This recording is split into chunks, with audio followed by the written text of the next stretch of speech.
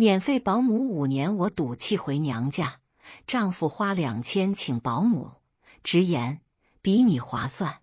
确诊胰腺癌后，我决定为自己购置一处安息之地。5年的婚姻，我将所有积蓄都倾注于丈夫的家庭，供养着体弱多病的婆婆和挥霍无度的小姑子。如今我手中空空如也。在墓地中心，我拨通了丈夫的电话，电话刚接通，耳边便传来他的责备：“你去哪儿了？快回来！妈妈腿疼住院，需要人照顾。”胸口突然一阵剧痛。当年不顾父母反对，我下嫁到她农村的家，孝顺婆婆，供养小姑子，她却总觉得这一切理所当然。我怒吼：“我在静心墓地中心！你是不是有病？”她打断我：“妈妈只是住院，还没死，马上就过年了，你急着选墓地，是不是在咒她？”耳边传来婆婆一如既往的哀嚎：“哎呦，我的命怎么这么苦啊！娶个儿媳妇盼我死啊！”耳边传来婆婆那假惺惺的哀嚎声，我忍无可忍，砰的一声挂断了电话。若是换作以前，我定会心急如焚的赶过去，竭尽全力的照顾她。曾记得婆婆晒谷子时不慎滑倒，只是受了点轻微的挫伤，却嚷着要住院，让我这个怀孕8个月的人去照顾她。我多次向青树提及，孕晚期容易滑倒早产，实在不方便照顾老人，可她总是一脸不耐烦地说：“你不想照顾咱妈就直说，收彩礼的时候一口一个咱妈，轮到照顾时就变成我妈了。彩礼10万，其中有6万还是我自己攒的，否则我爸妈根本不会同意我嫁入农村。”后来我在扶婆婆时不慎滑倒早产，导致孩子现在比同龄人都生长得矮小。青树非但没有安慰，反而责怪我：“多大的人了，走路都不稳。”婆婆也跟着附和：“我家孙子要是出问题，我第一个饶不了你。”幸好后来生了个儿子，这场风波才得以平息。我打车回到家，屋里只开了一盏昏暗的灯。青树坐在客厅，头也不抬地喝着水，质问我：“怎么现在才回来？”我脱下外套，径直走进屋里寻找工资卡。医生告诉我，8项药可以多维持1个月，还有半个月就过年了。我想在死前回家看看父母。结婚5年，除了第2年生完儿子后，我苦口婆心的央求说回娘家儿子能收到外公外婆的红包，他们才勉为其难的答应了。其他时候我根本没机会回娘家。我跟你说话呢。青树追进来，堵在卧室门口，满腹牢骚：“你知不知道阿妈以为你要买坟，差点气晕过去，吃了速效救心丸才缓和过来。”我不作声，继续翻箱倒柜的找银行卡。青树见状更加不满：“你能不能懂事一点？我们是一家人，和和睦睦不好吗？阿妈生病，我们全家都急得团团转，你倒好，看起目的来了。阿妈生病因为谁啊？”我停下手中的动作，低下头问道：“还不是为了这个家？一个人辛辛苦苦把我和小妹拉扯大，又含辛茹苦地带孙子，累劳成疾，所以才小病不断。你不能因为他总是生病就判他死啊！”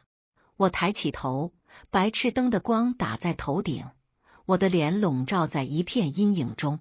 我望着青树，眼中闪过一丝诧异，反问道：“那我呢？如果是我生病呢？”青树嗤笑一声，满不在乎地说：“婉婉，你在开什么玩笑呢？”他轻撩刘海，满不在乎地哼道：“你身体素质好，大家都看在眼里。熬夜加班，第2天还能跟着阿妈去地里收谷子，说自己生病谁信啊？我生病了都轮不到你生病，我看你就是想逃避责任。”我望着他，望着我曾经深爱的男人，宁愿跟父母断绝关系也要嫁的男人。他阴暗的脸，满不在乎的语气，像黑暗中无尽的深渊，张着血盆大口，一点一点地把我吞噬。我不禁反胃作呕，看来是肿瘤细胞压迫到胃底了。曾经的我是超人，连续加班几个月到凌晨3点，只为公司3万块钱绩效。不曾想刚到账，便让青树拿去给小姑子买奢包，一分不剩。我去质问时，青树一副吊儿郎当的态度：小妹花点钱怎么了？挣到钱就是用来花的，没听说过钱越花越有，人越省越穷吗？他不知道，娃想学街舞很久了，哭着想去街上学习。休假时跟婆婆去地里拔草上苗。我在城市长大，体力不支时向青树提出地里的事，不想参与了。青树跳起来反驳：婉婉，我们是一家人，你知道吗？你现在碗里吃的米饭是阿妈一点一点种的，你以为阿妈只是为她自己吗？阿妈是为了我们，你作为家里的一份子，出点力干点活怎么了？你不要把城里娇生惯养的不良风气带到农村来，因为我爱他，爱我的娃，爱这个家。于是我总是咬牙坚持，生病了总是默默扛过去，发烧做活，呕吐加班，家常便饭。我总认为忍一忍就好了，青树就会看到我对家庭的付出。可惜我错了，我忍出了生存时间最短、预后最差的恶性肿瘤——胰腺癌。最后1个月，我想慰慰自己，想回家看看妈妈。为了我的婚姻，她百般操劳，甚至闹翻脸。可是逢年过节，她总是忍不住转账给我，让我买新衣服，吃好吃的，有空回家看看。老爸包了我最爱吃的猪肉饺子，我看着自己碗里皮馅分散的韭菜饺子，再看看青树一家吃着猪肉饺子其乐融融的画面，我抿抿嘴给妈妈发过去。好的，我的银行卡你拿了？翻遍屋里没找到，我质问青树。青树轻哼一声，慢悠悠地从口袋里掏出我的工资卡。你回来就为了找这个？他接着说，我现在发现了，你对我们还防一手，靠你转账根本不靠谱。现在这张卡我就收着了，回头阿妈拿着刷也方便。你把卡给我，我上前一步。智能手机用了5年，今天终于坏掉了。我拿着老人机想凑合一天，先把疼了1个月的胸痛看掉，谁知竟查出胰腺癌。手里只有医保卡和老人机，看病医保卡也不够，还得靠工资卡修手机、转账、买票。你要卡干什么？青树皱眉，我们是一家人，我拿你还不放心吗？你把卡给我，我重述一遍。此时我归家心切，春运的票难抢，错过了连爸爸妈妈最后一面都见不上了。你是不是听不懂我在说什么？青树突然提高音量，阿妈现在生病住院，我只是用卡救阿妈的命，连着你也要与阿妈争吗？我们全家人平时没有亏待过你吧？我想回家，我抿起嘴，提高音量，青树，我已经有3年没有回去了。我想念爸爸包的猪肉饺子，想念妈妈笑盈盈的揽我入怀。我冲过去抢他手里的银行卡，他一把把我推倒在地，恶狠狠的怒斥：婉婉，我没想到你是这种人，阿妈生病住院，你偏偏挑这个时候回去享受，你心里只有你自己。回家，这里才是你家，嫁汉穿衣吃饭，你嫁给我就是我家的人。他甩甩袖子，今年你别想回去过年。我扶着墙慢慢起身，胸口受到墙壁撞击，连着肿瘤包块传来一阵一阵的闷痛。我耷下眼皮，沉声道：青树，我生病了。看着他不屑的眼神，我又重复一遍：我真得生病了。青树指指嘴，生病不是靠嘴说。他双手一摊，语气生硬，是靠证据，明白吗？靠白纸黑色的诊断书。他表情狰狞，是我多年未见的模样。我抿抿嘴，深呼一口气，去拿挂在客厅的背包。身后传来喝声，看你到底玩什么把戏。曾经的他也会为我头疼脑热紧张兮兮，后来婆婆从中作梗，高烧不退，她也不以为然。她说年轻人抵抗力强，抗一下就好了，别那么娇气。她说家里事情那么多，你偏偏挑这个时候生病，烦死了。我攥紧诊断书，朝青树一递，你看看吧。她不信地挑起眉头。这时手机铃声突然响起，青树接通，脸色突变。什么？你说阿妈摔倒了？好，我马上赶来。挂断电话，青树伸手打掉我的诊断书，指着我，婉婉，我告诉你，阿妈今天要是有事，我绝对饶不了你。我没有像往常一样跟出去，而是在青树摔门的瞬间默默进屋收拾回家的衣物。婆婆我是知道的，小事化大，是她挑衅我惯用的手段。只要青树对我好一点，她就会小病不断。坐月子的时候，青树半夜给我下面条，她就说她半夜头晕，要儿子分心照顾她，着急忙慌地跑到医院做一大堆检查，最后没事，笑嘻嘻地说儿子孝心。开始青树还说阿妈你本就好好的，别总大惊小怪，让我们担心。婆婆倒是不乐意了，立马假意晕倒，躺在地上满脸委屈。我这造的什么孽啊，身上有个头疼脑热的，儿子连病都不给看啊，老邢啊，我真想和你一起吸去啊。一来二回，青树对我越来越冷漠，我们的感情也越来越差。整夜我一个人在家，眼神空洞地望向天花板，黑夜将我吞噬。第二天我去医院咨询病情治疗方案，填单的时候无意间碰到2位小护士谈话。昨天风湿科的老太你知道吗？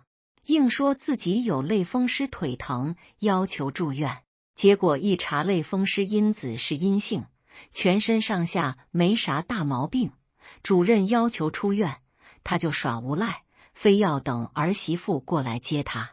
谁要是当他家儿媳妇，真是倒了8辈子血霉，真是难缠的老太婆。听老太说，他儿媳妇盼着他死，连坟墓都埋好了。我笔头瞬间顿住，猛地抬头看向2位护士，知道这种结果毫无意外。婆婆装病不是1、2天，颠倒黑白的能力也是村里屈指可数的。怎么了？填完了吗？护士也闭上八卦的嘴。我将单子递给他，他扫了一眼，满眼可惜。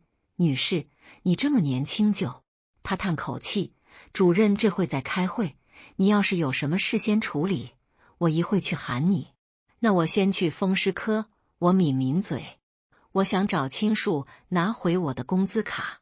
刚进走廊，就听到婆婆的哀嚎声。我命苦啊，儿媳妇连坟墓都埋好了，盼我死啊！阿妈，我在呢，婉婉要是敢动你，我定不会放过她。青树安抚道，就是嫂子在我们的地盘，能翻出多大的水花，还不是乖乖把钱交出来，连娘家都回不去。小姑子附和道。我砰的一下推开门，三脸愣住，他们直愣愣地看向我。还是婆婆反应快，先发制人，一脸委屈。婉婉，阿妈平时要是有什么对不住你的地方，阿妈改就是了，何必给阿妈买墓地咒阿妈死啊？阿妈确实年纪大，不中用了，生病拖累你们小2口了。说着，他假模假样的抹起眼角。阿妈，你说什么呢？青树呵斥道。你养我大，我养你老，天经地义，谈何拖累啊？阿妈，嫂子不孝，没有公德心，不想养你。还有我呢？小姑子扭头四处喊道。大家都来评评理啊！床边逐渐围了一群人，议论纷纷。这儿媳妇太没良心了，老人家就是犯天大的事，也不能咒人家死啊！隔壁家村口儿媳妇伺候瘫痪婆婆10余年，也一声不吭，尽心尽力啊！现在的人心啊，不比以前。以前媳妇打都打不走，死心塌地的跟着夫家。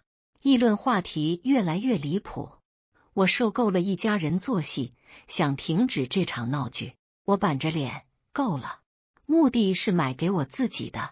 嘈杂的议论声突然沉寂，婆婆率先打破沉默：“婉婉，你没必要被人揭穿就说谎。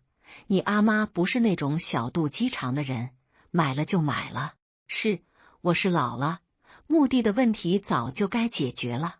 我还得谢谢你，谢谢我这个儿媳妇，考虑的面面周到，让我死后无后顾之忧。”她捶打胸口，哀悼：“我早点住上这个坟墓啊，不能辜负儿媳妇的一片孝心。”阿妈，你说什么呢？青树在一旁着急起来：“阿妈长命百岁。是啊，要死也是嫂子死，要住也是嫂子住。”小姑子瞪我，青树按耐不住，冲过来一把拽过我，斥责道：“快和阿妈道歉！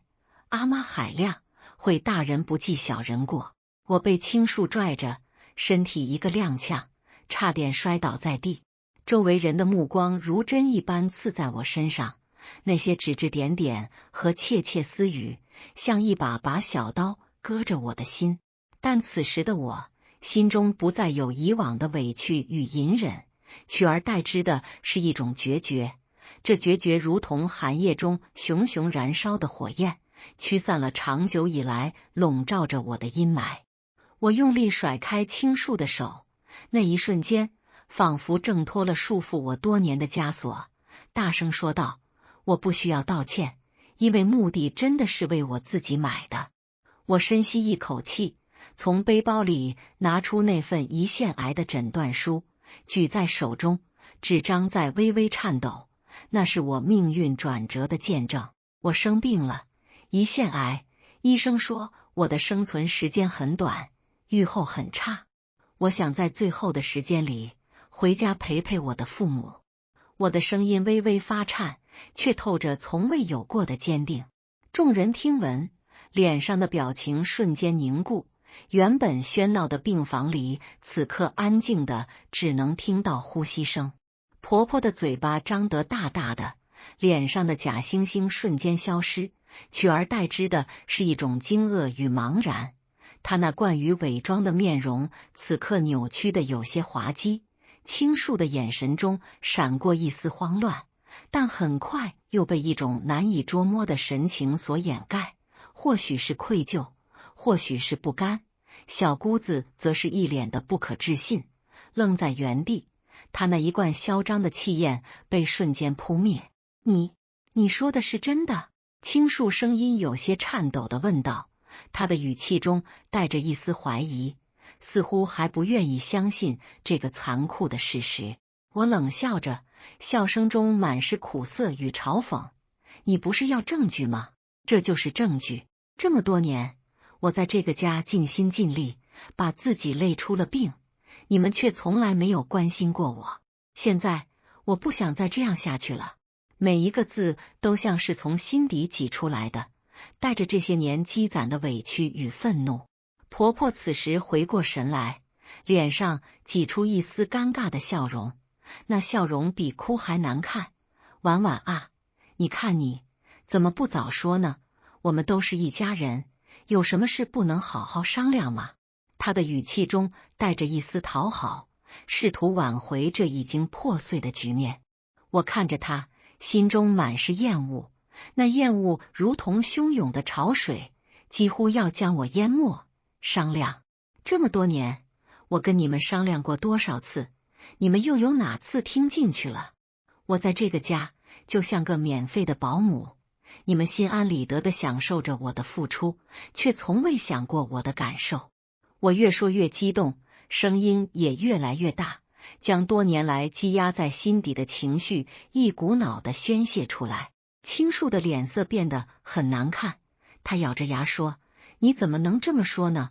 我们也为这个家付出了很多啊。”他的话语中带着一丝倔强，似乎还想为自己和家人的行为辩解。我看着他，眼中满是失望，那失望如同深不见底的黑洞，将我曾经对他的爱一点点吞噬。你付出了什么？你看着我被你妈妈和妹妹欺负，却从来没有为我说过一句话。你把我的工资卡拿走，让我身无分文，连看病的钱都没有。你口口声声说我们是一家人，可你真的把我当成一家人了吗？我的眼神直直地盯着他，希望能从他的眼中看到一丝悔意。青树无言以对，他低下头，不敢看我的眼睛。那一刻，他的懦弱与自私暴露无遗。这时，小姑子突然跳出来，依旧是那副蛮不讲理的模样。哼，就算你生病了，也不能这么说我们吧？你嫁进来就应该为这个家付出。他的声音尖锐刺耳，像一把尖锐的匕首，再次刺痛我的心。我看向小姑子，冷冷地说：“付出？我付出的还不够多吗？我为你买奢侈品，供你挥霍，你却从来没有感恩过。现在我不想再管你们了。”说完，我转身走出病房，脚步坚定而决绝，留下一脸惊愕的他们。我径直来到律师事务所，咨询了离婚的相关事宜。律师是一位干练的中年女性，她认真地听完我的遭遇，眼中满是同情。她告诉我，由于我在婚姻中遭受了不公平对待，并且现在身患重病，在财产分割上我有很大的优势。我决定要拿回属于我的一切，这不仅是为了我自己，也是为了我那被辜负的5年青春。回到家，我开始整理自己的物品，将这些年积攒下来的东西一一打包。每一件物品都承载着一段回忆，有甜蜜，有苦涩，但此刻我都要将它们尘封。青树回到家，看到我在收拾东西，他走过来，试图阻止我，脸上带着一丝慌乱。婉婉，你真的要走吗？我们可以好好谈谈啊。我头也不抬地说，没什么好谈的，我心意已决。我会让律师把离婚协议书给你，到时候你签字就行。我的声音平淡而冷漠，仿佛眼前的这个男人只是一个陌生人。青树急了，他的声音提高了几个8度。离婚？你怎么能说离就离呢？我们还有孩子啊！他试图用孩子来挽回我，可他不知道，他早已失去了我对他的信任和爱。我停下手中的动作，看着他，眼神中充满了失望和愤怒。孩子？你什么时候关心过孩子？孩子想学街舞，你却把钱拿去给你妹妹买包，你根本就不配做一个父亲。我的话语像一颗颗子弹，击中了他的要害。青树被我说得哑口无言，他站在那里不知所措，像一个做错事的孩子。过了几天，律师把离婚协议书送到了青树手中。离婚协议书中明确指出，家里的财产我要拿走大部分，因为这些年我为家庭付出了太多，而且现在我身患重病，需要钱治疗。青树看到协议书后，顿时慌了神，他找到我，苦苦哀求我不要离婚，不要拿走那么多财产。婉婉，你不能这样对我啊！我们夫妻一场，你怎么能这么狠心呢？青树满脸焦急地说，他的眼中满是哀求，曾经的傲慢与不屑荡然无存。我看着他，心中没有一丝波澜。狠心？我已经仁至义尽了。这些年，我在这个家承受了多少委屈，你比谁都清楚。现在，我只是拿回属于我的东西。我的语气坚定，没有丝毫商量的余地。青树见我态度坚决，开始耍起无赖。我不会签字的，我看你能把我怎么样？他的脸上露出一丝狰狞，试图用这种方式来威胁我。我冷笑一声，那笑声中充满了对他的轻蔑。你不签字也没关系，我们可以走法律程序，到时候你得到的会更少。我直视着他的眼睛，让他知道我不是在开玩笑。青树听了，脸色一阵白一阵红，最终他还是在离婚协议书上签了字。那一刻，我感到一种前所未有的轻松，仿佛卸下了身上沉重的包袱。拿到离婚证的那一刻，我感觉自己仿佛重获新生。我拿着属于我的财产，买了一张回家的车票，坐在车上，看着窗外的风景，我泪流满面。这5年的婚姻就像一场噩梦，如今我终于从噩梦中醒来。车窗外，阳光洒在大地上，一切都显得那么生机勃勃，而我也将迎来新的生活。回到娘家，父母看到我憔悴的模样，心疼不已。母亲紧紧地抱住我，泣不成声，她的泪水打湿了我的肩膀。女儿，你受苦了。父亲则是一脸的愤怒，他的双手紧握拳头。那个混蛋竟然这样对你，我不会放过他的。我安慰着父母，没事了，都过去了。我现在只想好好陪陪你们。我靠在母亲的怀里，感受着家的温暖，这是我多年来一直渴望的。在娘家的日子里，我感受到了久违的温暖。父母无微不至的照顾我，每天为我做各种好吃的，变着花样的给我补身体。母亲会早早的起床，去菜市场挑选最新鲜的食材，只为给我做一顿营养丰富的饭菜。父亲则会在闲暇时陪我聊天，给我讲一些有趣的事情，逗我开心。我的身体也在慢慢恢复，虽然胰腺癌依然是个沉重的负担，但我不再像以前那样绝望。我开始积极的配合治疗，按时吃药，定期去医院复查。每一次复查，父母都会陪在我身边，给我鼓励和支持。我开始重新审视自己的人生，决定要为自己活一次。我用一部分财产投资了一个小生意，那是一家温馨的花店。我一直喜欢花，觉得它们充满了生机和希望。虽然身体不好，但我依然努力经营着。我亲自去花卉市场挑选鲜花，精心的布置店面，每一朵花在我手中都像是一件珍贵的艺术品。在父母的支持和帮助下，生意逐渐走上正轨。每天看着顾客们带着满意的笑容离开花店，我感到无比的满足。而青树那边没有了我的照顾，家里变得一团糟。婆婆依然小病不断，青树既要照顾婆婆，又要工作，忙得焦头烂额。她每天早早的起床，为婆婆准备早餐，然后匆匆赶去上班。下班后又要急忙回家照顾婆婆，做饭、洗衣服，所有的家务都压在她一个人身上。小姑子依旧挥霍无度，没钱了就找青树要，青树不堪重负。为了照顾婆婆，青树花2000请了个保姆，可保姆干了没几天就走了，因为婆婆太挑剔，总是找茬。她会嫌弃保姆做的饭菜不合口味，指责保姆打扫卫生不干净，甚至会故意刁难保姆。青树这才意识到，以前有我在是多么的幸福。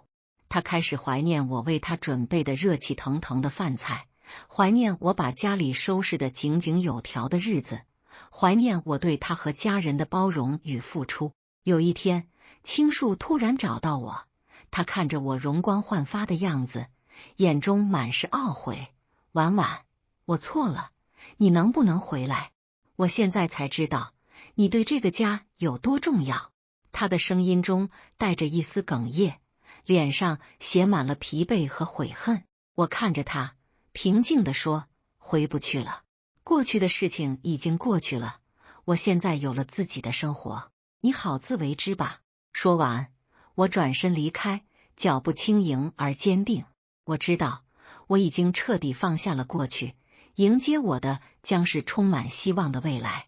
未来的路还很长，我可能还会面临很多困难，但我不再害怕，因为我已经从过去的阴影中走了出来，学会了坚强，学会了为自己而活。我相信，只要我不放弃，未来一定会更加美好。在未来的日子里，我会继续经营我的花店，让它成为传递爱与美好的地方。我会陪伴着父母，让他们享受幸福的晚年。我也会积极的面对病魔，与它顽强抗争。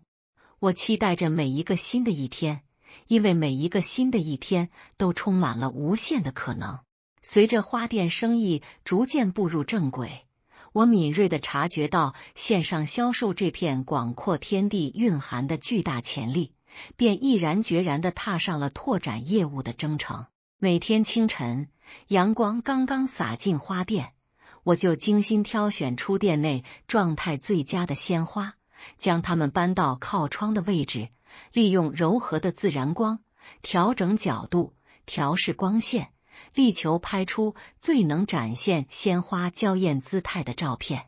每一朵花在镜头下都被赋予了独特的魅力，花瓣上晶莹的露珠闪烁着光芒，仿佛诉说着生命的灵动。拍完照片后，我便坐在电脑前，字斟句酌地撰写花语和寓意。那些文字饱含着我对每一种鲜花的理解与感悟，希望能通过它们让顾客感受到鲜花背后更深层次的情感内涵。最初，线上订单量寥寥无几，就像夜空中闪烁的几颗孤星，显得有些冷清。但我内心的火焰并未因此而熄灭，反而燃烧得更加旺盛。每一条顾客的咨询消息，我都视若珍宝，耐心的回复，详细解答他们关于鲜花品种、花期、搭配等各种问题，就像在与一位挚友倾心交谈。每一份订单，我都亲力亲为的包装，从挑选精美的包装纸到精心搭配丝带，每一个细节都凝聚着我的心意，仿佛在为顾客打造一份独一无二的礼物。日子一天天过去，口碑如同春天里的种子，在顾客间生根发芽，茁壮成长。花店的知名度逐渐攀升，线上订单如雪花般纷纷扬扬地飘来，让我应接不暇，却又满心欢喜。看着订单系统里不断跳动的数字，我知道我的努力正在一点点收获成果。有一次，一位年轻的男士神情羞涩，却又满含期待地走进花店。他找到我，声音略带紧张地说，希望我能为他的求婚仪式定制一束特别的花束。他缓缓坐下，眼神中满是深情，向我倾诉了他与女友相识相知的浪漫故事。他们在一场春雨后的街头偶然相遇，女孩不小心撞到了他，手中的书散落一地，他帮忙捡起，两人的目光交汇，那一刻仿佛时间都停止了。从那以后，他们一起漫步在城市的大街小巷，分享生活中的喜怒哀乐。如今，他想要给女孩一个难忘的求婚，希望这束花能承载他满满的爱意。我被他们的爱情深深打动，仿佛自己也置身于那个浪漫的故事之中。接下来的整整2天，我全身心地投入到花束的准备工作中。我穿梭在花卉市场，仔细挑选每一朵红玫瑰，那些红玫瑰宛如炽热的爱情火焰，花瓣饱满而富有光泽，散发着浓郁的芬芳。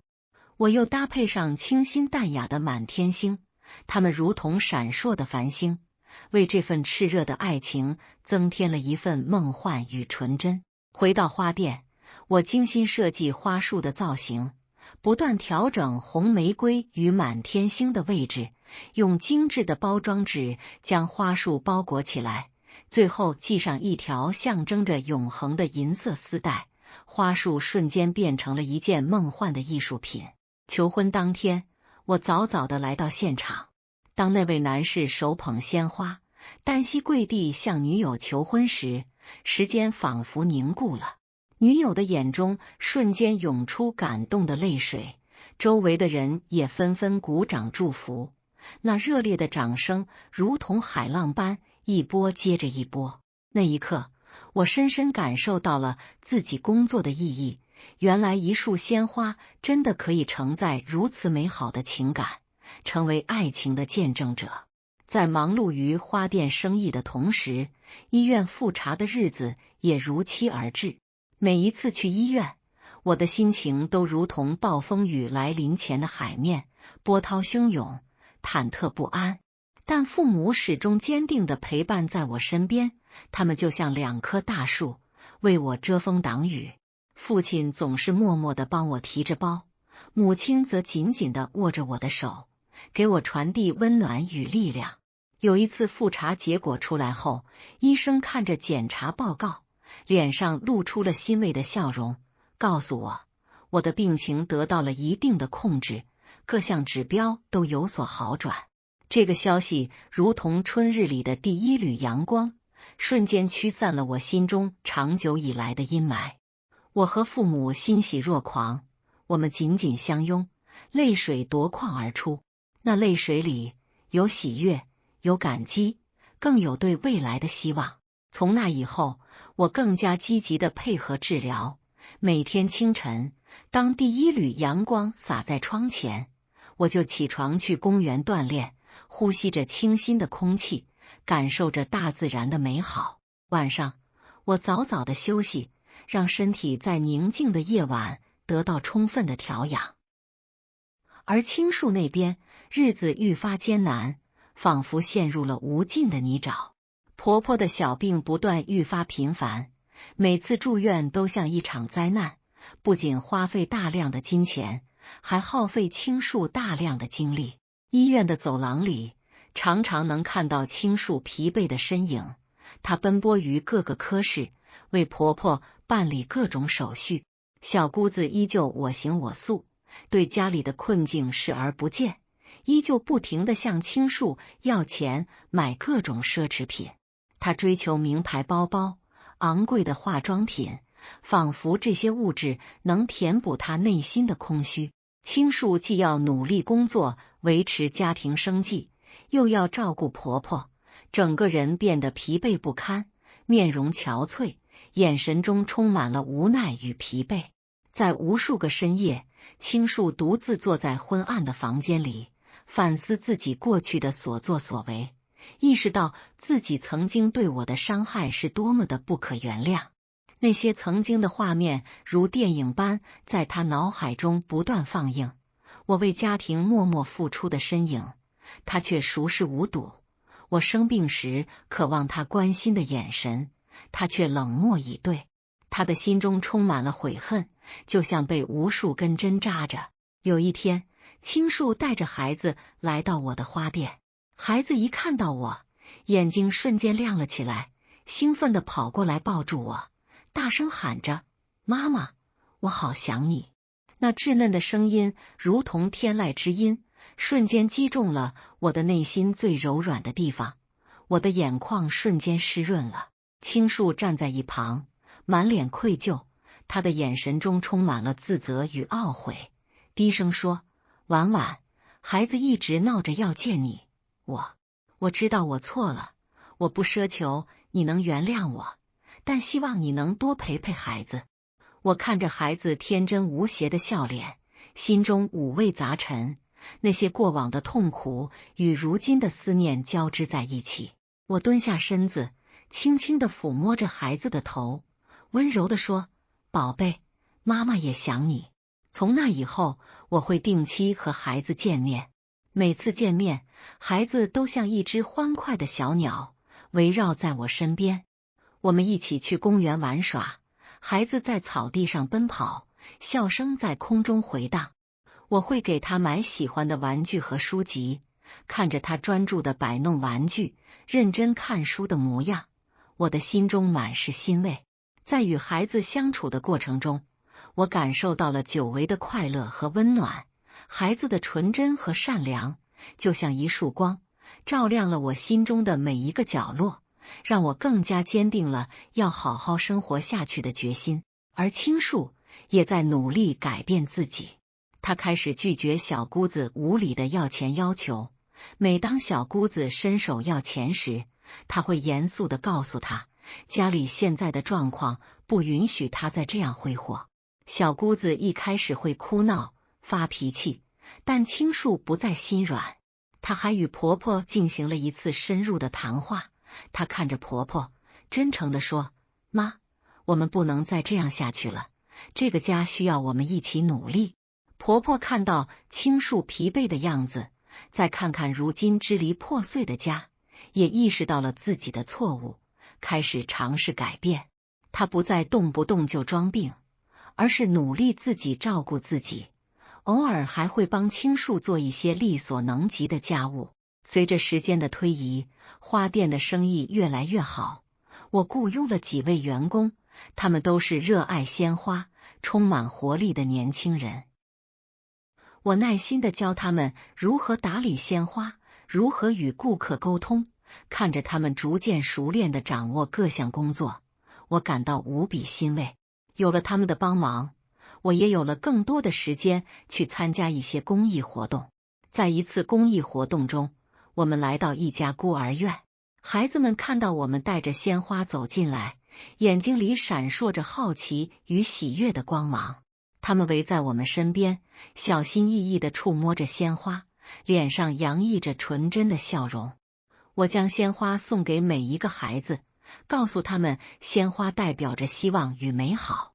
有一个小女孩紧紧地抱着鲜花，对我说：“阿姨，这花好漂亮，我好喜欢。”那一刻，我感受到了公益的力量，它能给这些孩子们带来快乐和温暖。在另一次去养老院的公益活动中，老人们收到鲜花时，脸上绽放出了久违的笑容。他们拉着我的手，不停地说着感谢的话。有一位老爷爷感慨地说：“很久没有人给我们送花了，看到这些花，感觉生活又有了色彩。”这些话语如同一股暖流，流淌在我的心间。在一次公益活动中，我结识了一位医生，他了解到我的病情后，对我很关注。